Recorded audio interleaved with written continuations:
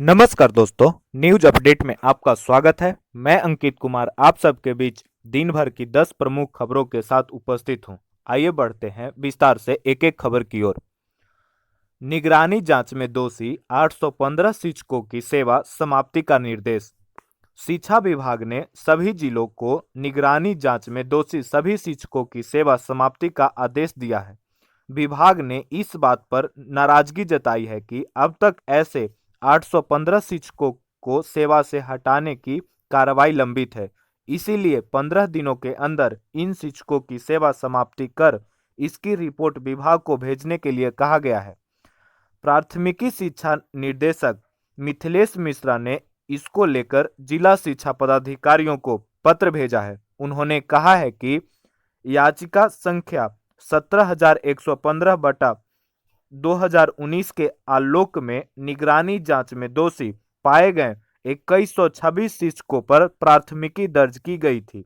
दर्ज प्राथमिकी में शामिल उन सभी शिक्षकों की सेवा समाप्ति करने का निर्देश विभाग ने दिया था।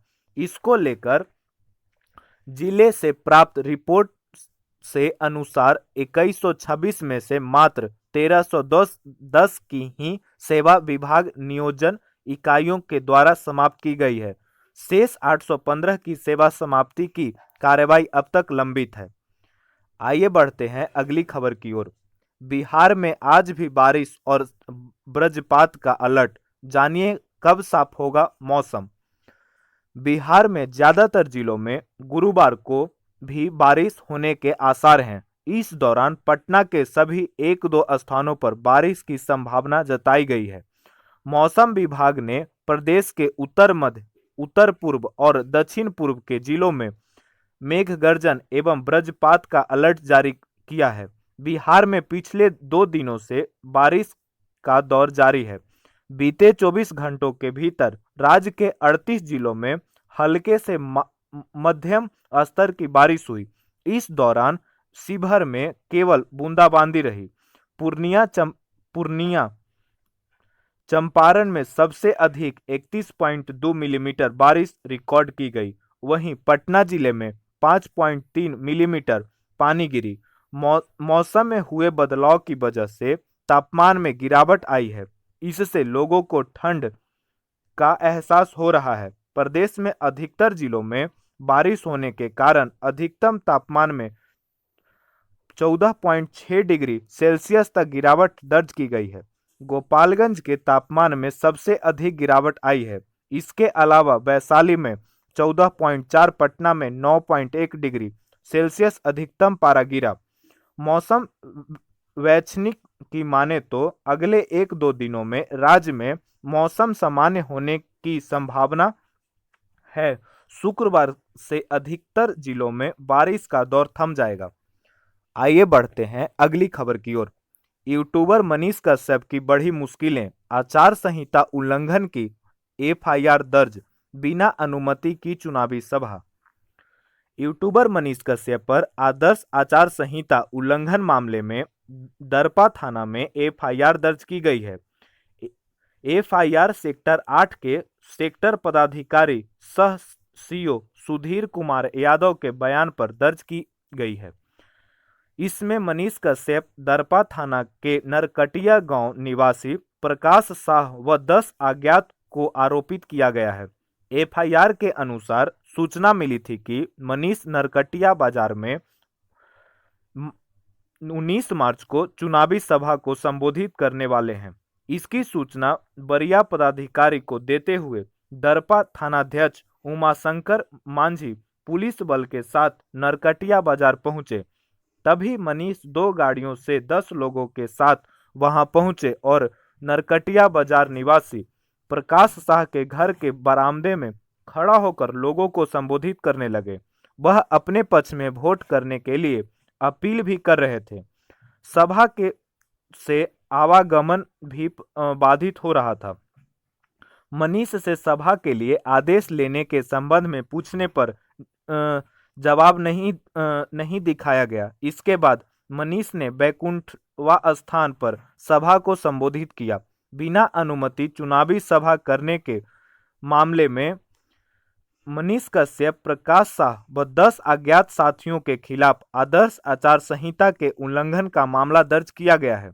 आइए बढ़ते हैं अगली खबर की ओर।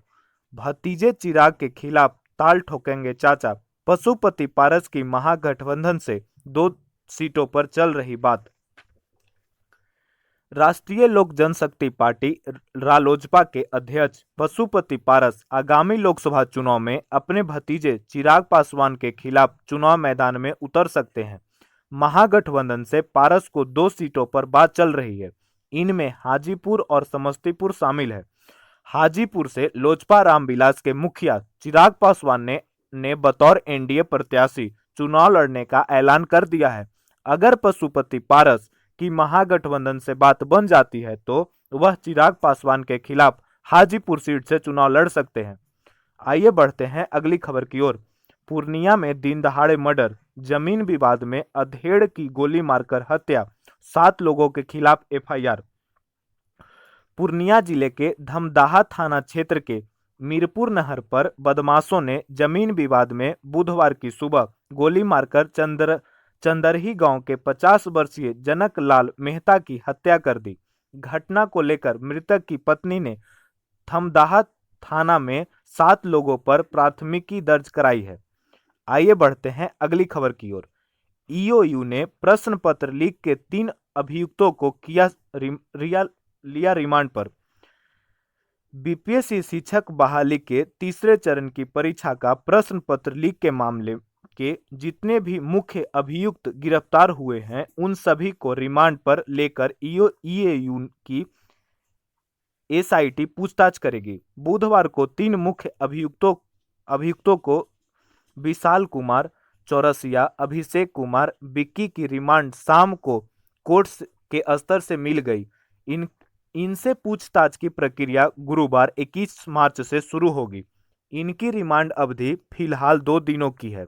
इसके बाद अन्य अभियुक्तों को भी क्रमवार तरीके से रिमांड पर पूछताछ की जाएगी और यह जानकारी एकत्र की जाएगी कि कोलकाता के जिस प्रेस में इन प्रश्नों को छापने के लिए भेजा गया था, इसकी जानकारी उन्हें कैसे मिली।